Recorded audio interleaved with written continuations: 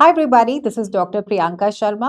और हमारे पास one of the most frequently asked questions होता है कि मैम ये नेट एग्जाम क्या है, सेट एग्जाम क्या है और इन दोनों के बीच का डिफरेंस क्या है। तो आज के छोटे से सेशन के अंदर हम पूरा का पूरा क्लियरली समझेंगे नेट और सेट के बारे में। तो नेट का मतलब है नेशनल एलिजिबिलिटी टेस्ट, जो कि करवाता है नेशनल टेस्टिंग एजेंसी। एंड जो सेट एग्जाम है वो होता है स्टेट एलिजिबिलिटी टेस्ट, जो कि आपके जो भी स्टेट गवर्नमेंट है वो कंडक्ट कराते हैं। तो एक टेबल बनाया है मैंने, हम उस टेबल के थ्रू इस चीज को समझते हैं।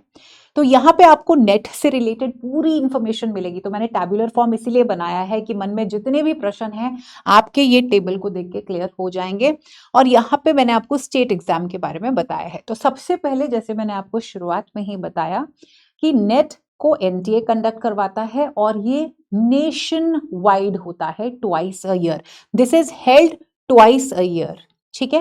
वेयर एज जो स्टेट एग्जाम होते हैं, जो सेट एग्जाम है, वो हो सकता है साल में 2 बारी हो सकता है साल में 1 बारी हो सकता है हो भी ना। बहुत सारी जो स्टेट्स हैं वो जो सेट एग्जाम है वो कंडक्ट करवाती हैं, बहुत सारे स्टेट्स हैं जो नहीं करवाती। जो स्टेट्स करवाती हैं उनमें से नॉर्थ ईस्ट स्लेट होता है, डब्ल्यूबी सेट है, राजस्थान कभी कभी सेट एग्जाम करवाता है, एचपी सेट होता है, कभी कभी एपी सेट होता है। So as you know, education comes under concurrent list.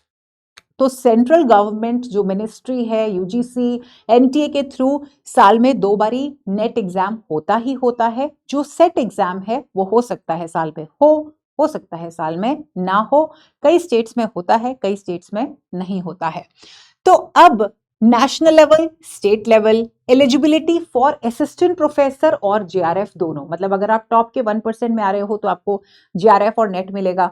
आप टॉप 6% में आ रहे हो आपको नेट मिलेगा। उसके बाद आप पीएचडी जो है उसके लिए आप वैलिड हो जाते हो एडमिशन के लिए 1 साल तक। एंड जो यहाँ पे सेट एग्जाम है वो जनरली आपको असिस्टेंट प्रोफेसर के लिए ही एलिजिबल करते हैं, ठीक है।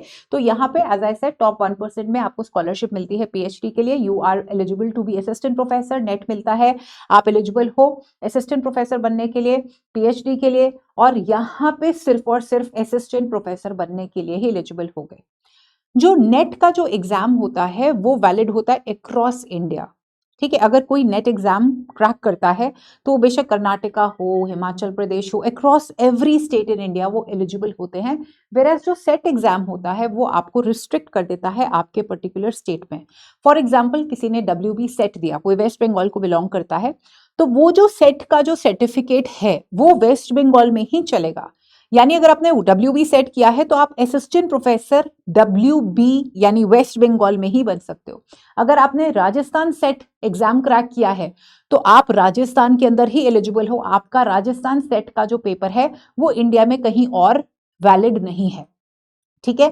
वेराज कई स्टूडेंट्स होते हैं जो शौकिया तौर के ऊपर सेट एग्जाम देते हैं, बहुत बढ़िया बात है, देने की जरूरत नहीं है अगर आपका नेट ऑलरेडी हो चुका है, ठीक है। कई स्टूडेंट सोचते हैं दोनों कंपल्सरी, नहीं भैया, जिनसे नेट नहीं हो रहा है तो आप सेट एग्जाम दे सकते हो अपने स्टेट का, क्योंकि वो थोड़ा सा कम डिफिकल्टी लेवल का होता है। लेकिन रिस्ट्रिक्शन क्या है? रिस्ट्रिक्शन यही है कि आपके स्टेट के अंदर ही वैलिड है, इंडिया के बाकी स्टेट्स में वैलिड नहीं है, ठीक है। तो स्कोप ऑफ एलिजिबिलिटी क्या है? आपको नेट सर्टिफिकेट मिलता है लाइफ टाइम अक्रॉस इंडिया। यहाँ पे सिर्फ आपका with in state, her university, her college इसको एक्सेप्ट करती है, लेकिन उसी कंसर्न स्टेट के अंदर ही सेट आपका सर्टिफिकेट एक्सेप्टेबल होता है। जैसे यहाँ पे लिखा है यूजुअली, हो सकता है हो सकता है नहीं हो। जो नेट एग्जाम है उसमें बहुत सारे सब्जेक्ट्स होते हैं, वेराज जो बहुत सारे स्टेट सेट एग्जाम्स जो होते हैं उसके अंदर लिमिटेड सब्जेक्ट्स ही होते हैं, राइट। तो ये इसका बेसिक डिफरेंस है। मैं फिर से रिपीट कर देती हूँ, जिनका नेट हो चुका है उनको सेट देने की जरूरत नहीं है, और जिनका नेट नहीं हो रहा है वो जरूर अपना सेट एग्जाम दें। और अगर आपका क्लियर होता है, आपकी वैलिडिटी अपने स्टेट के लिए ही होगी, तो कोशिश क्या करना है? नेट एग्जाम क्रैक करने का, ठीक है। और अगर सेट एग्जाम भी क्रैक होता है तो मन नहीं हारना है, अपने आप को पूरे इंडिया के लिए वैलिड रखो, अपनी डिग्री, अपने सर्टिफिकेट को, और आप नेट एग्जाम क्रैक करो। आई होप डिफरेंस क्लियर है। फिर भी कोई डाउट होगा तो आप कमेंट से मुझसे पूछ सकते हैं।